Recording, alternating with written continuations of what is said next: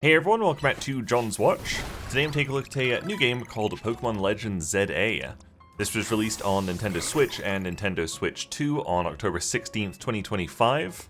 Its regular price is $100 Canadian or regional equivalent, and is developed by Game Freak and published by Nintendo because it's a Pokémon game. This is a pretty interesting game for several reasons. It's obviously the first Switch 2 game. It's not, developed for the Switch 2 because when it was announced, it was originally said it's just going to be a Switch game, kind of the last Switch 1 Pokemon game. But once the Switch 2 was announced, it was announced that Z-A would get an enhanced port for the Switch 2, which it has. It's also the second title in the Pokémon Legends sub-series, which I definitely thought was a spin-off series, but apparently Nintendo and I guess Game Freak considers it a mainline, part of the mainline series of games. And as well as that, it is also a sequel to Pokemon X and Y from 2013. So, like I said, pretty interesting game. It's also extremely interesting because it features, absolutely the biggest change to the battle system that Pokemon has seen since its inception 26 years ago, however long it was now. For the most part, the combat hasn't really changed over those, 2+ decades. It's always sort of been a turn-based JRPG, really.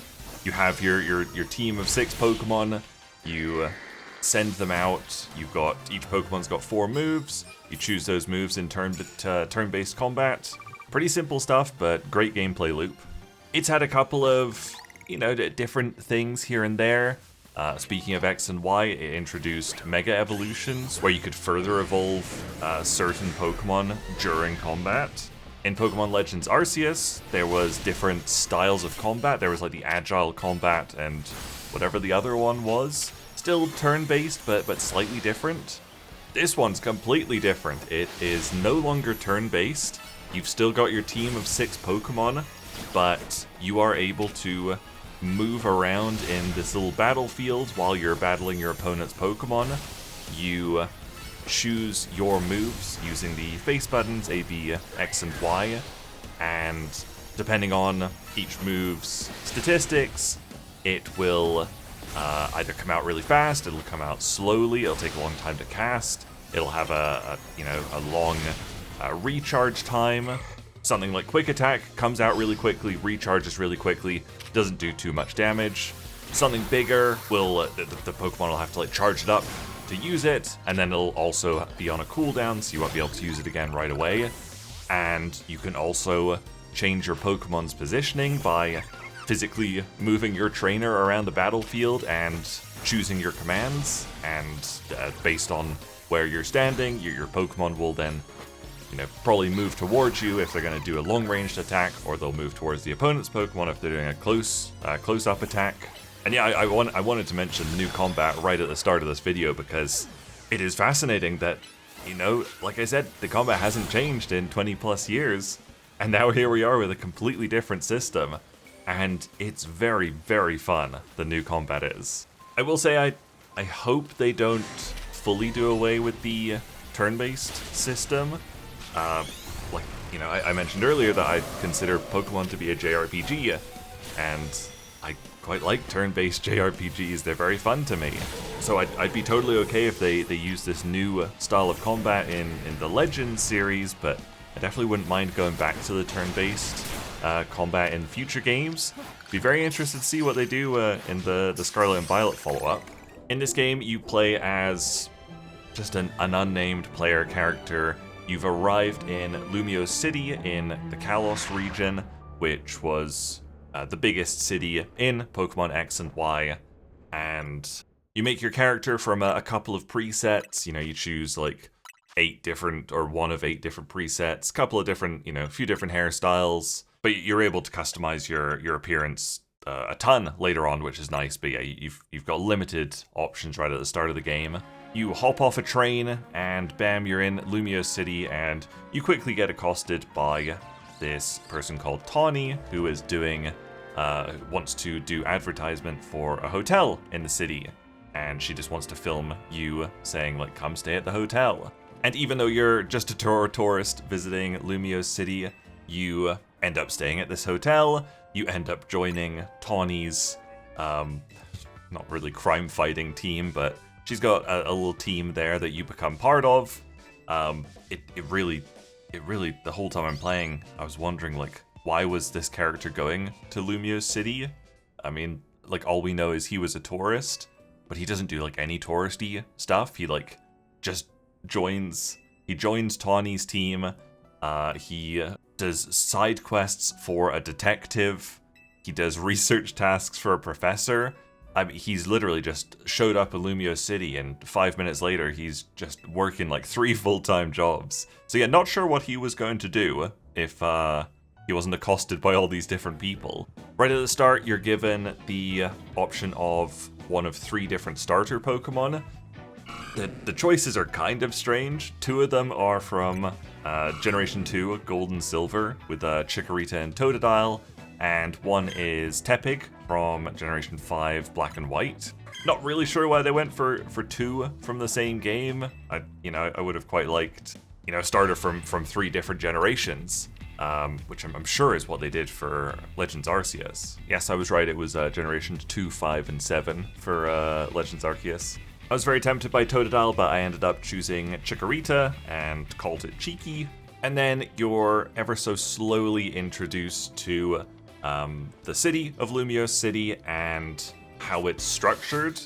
And I've got to say that the city of Lumiose City, that's the game map. You can't leave the city. There's nothing outside the city. Everything's done within the city, which is a little disappointing. Like, it's an okay size, but it's not massive.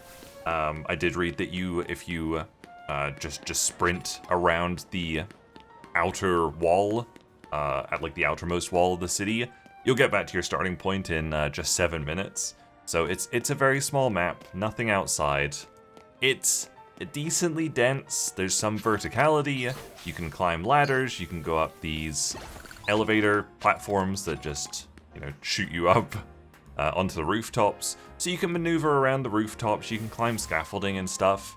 There's good verticality, but after spending, I think I'm at about 10 hours in the game so far, in the game, I really just want to go outside and see like a little bit of countryside or something.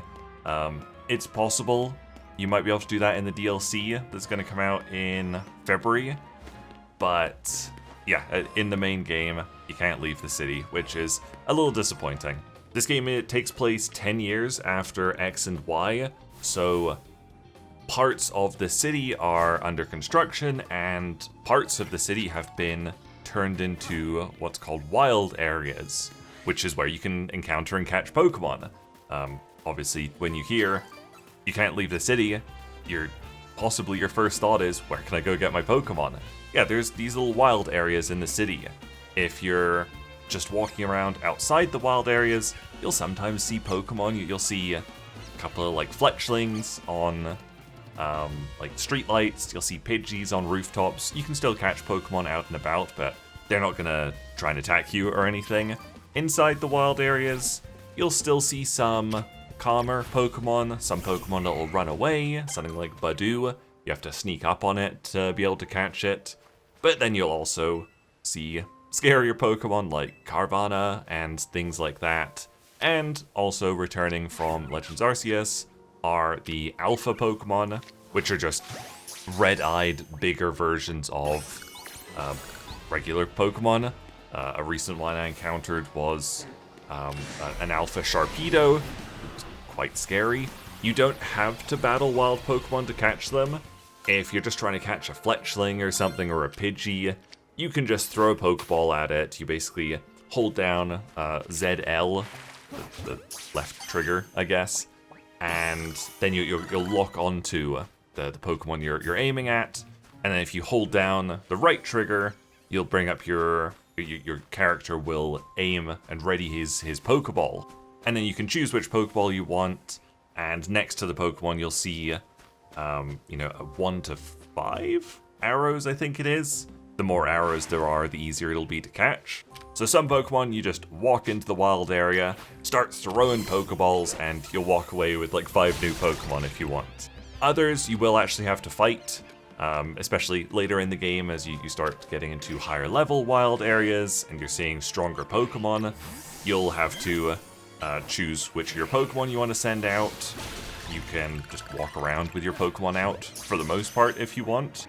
And yeah, you can battle the wild Pokemon. Once you've reduced their HP to 0, they'll be stunned for, it's about like 10 seconds or something, I think.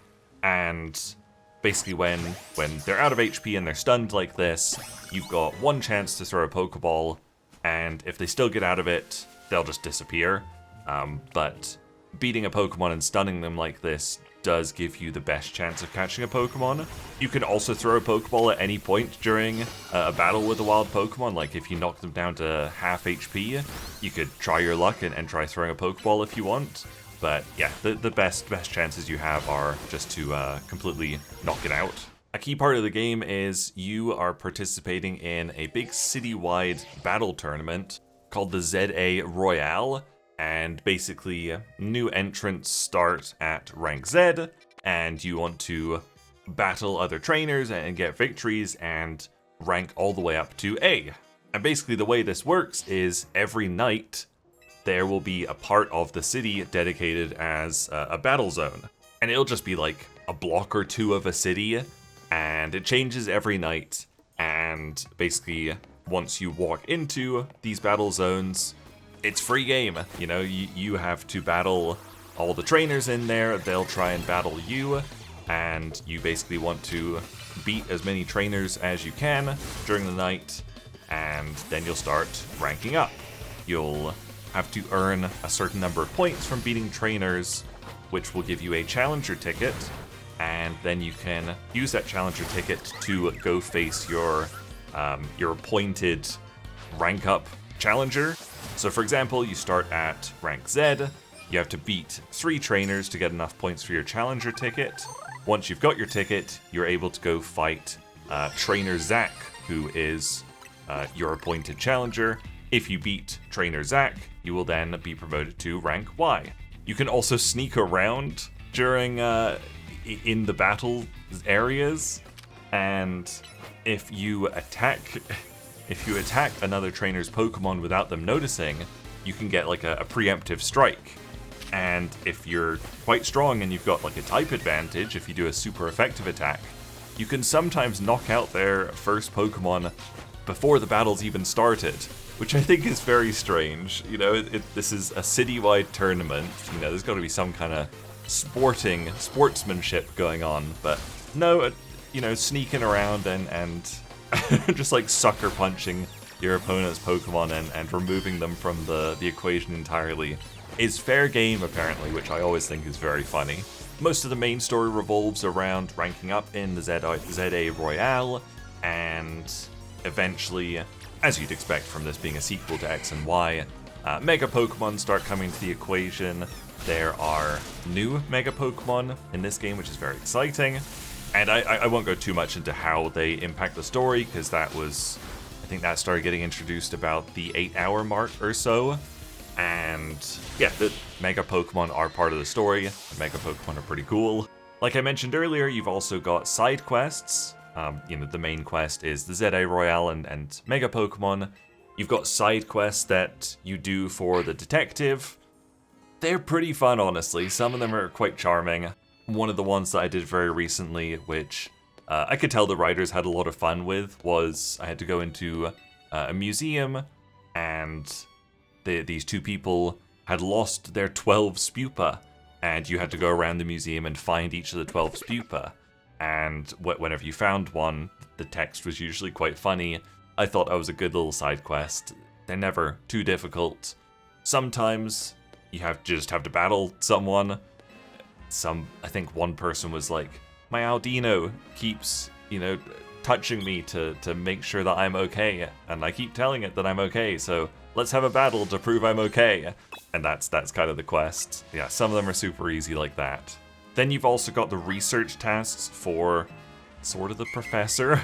That's sort of similar to Legends Arceus, where you have to catch Pokemon, Mega Evolve Pokemon, just things like that.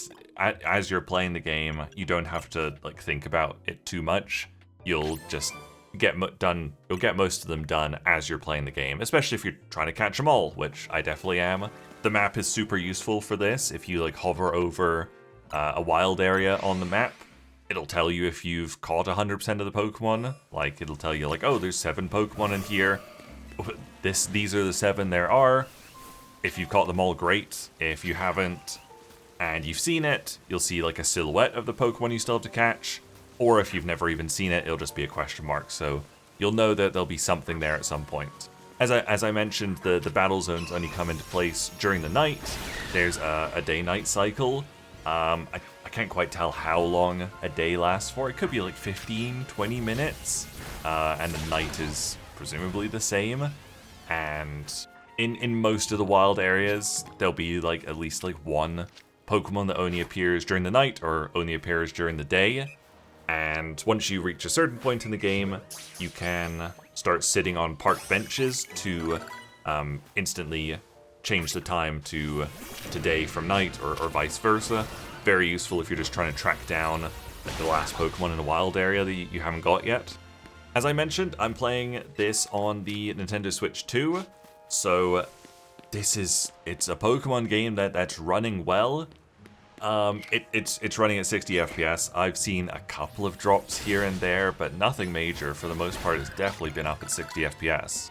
However, because this game was always intended for Switch 1, it's definitely not using the Switch 2 capabilities nearly as much as it could, as, you know, something like Donkey Kong Bonanza, which was actually intended for the Switch 2, was. So, to put it blunt, the game is pretty ugly. I think that the worst part for me is that it looks so flat. There's, like, no real lighting. Whenever, like, night happens, you'll get this tiny little cutscene saying, like, a battle area is on. And just the lighting on that scene just looks so flat and gray. There's no shadows, there's no lights being cast, no light sources or anything. I'm glad to see that it runs well, but yes, it does not look very good at all, unfortunately. I've seen a couple of areas, I saw one part of the game where there were 3 different types of textures, just, you know, not really overlapping, but like they were all in the same place, and it did not look good at all. There's multiple instances of like 2 textures kind of colliding like that, but this one stuck out like very, very much to me. The pop-in is absolutely insane in this game. You can be standing in place, and if you just like rotate the camera like 90 degrees to your right and then 90 degrees back to your left, all the people that you've just been looking at on your left will all have to pop back in. It's just crazy. Like, the Switch 2 is decently powerful, and yeah, I'm kind of shocked that there's so much pop-in, like so many people popping in constantly. If you go up to a rooftop, you're not going to see anything on the streets below you at all. As this is a modern Pokemon game, the hand-holding is absolutely insane.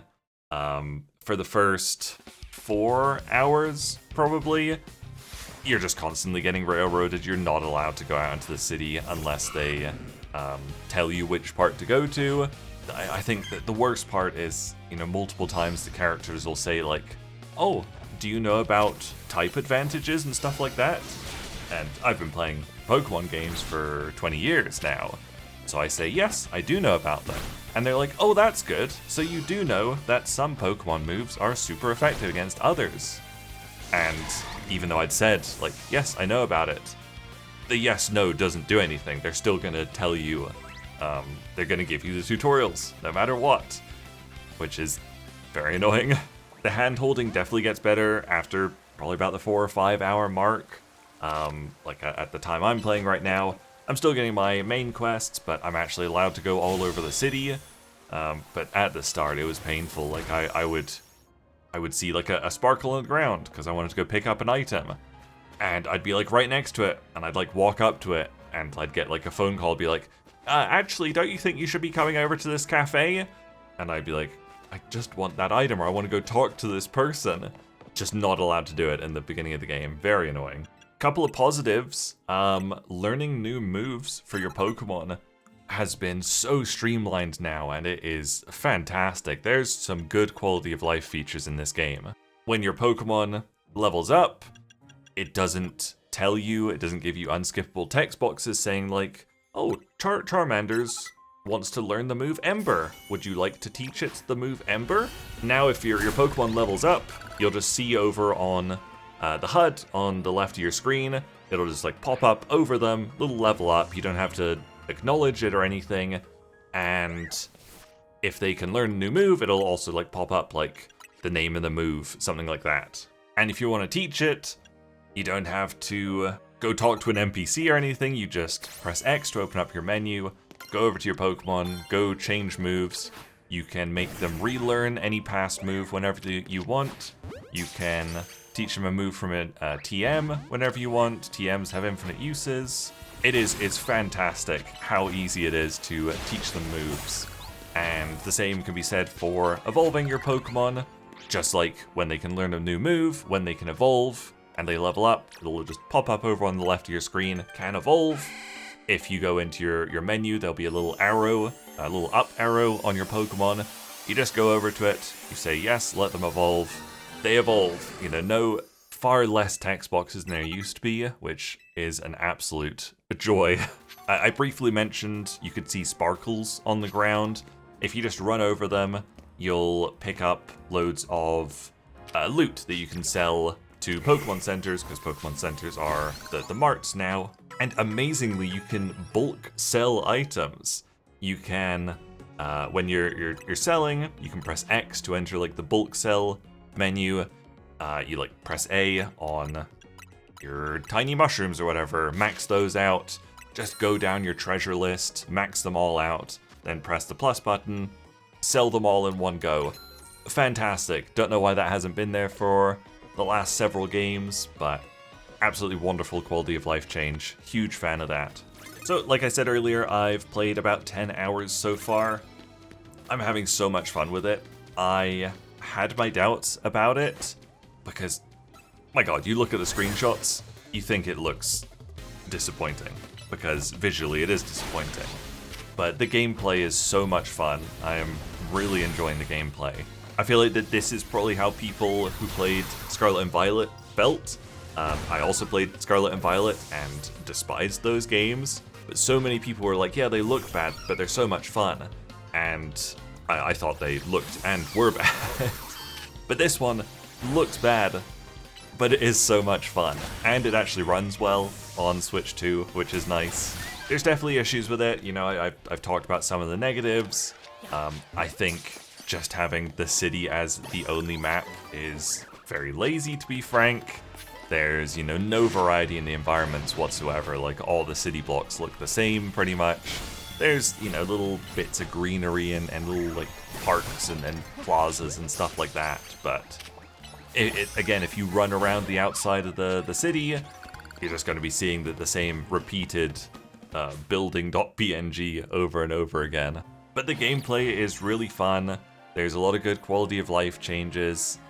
And, like I said, the combat is the freshest it's ever been in Pokemon, and I'm really enjoying that.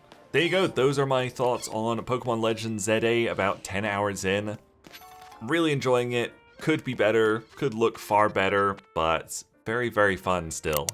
Thank you guys very much for watching, make sure you leave a like and subscribe if you enjoyed this video, and I'll see you guys later. Bye!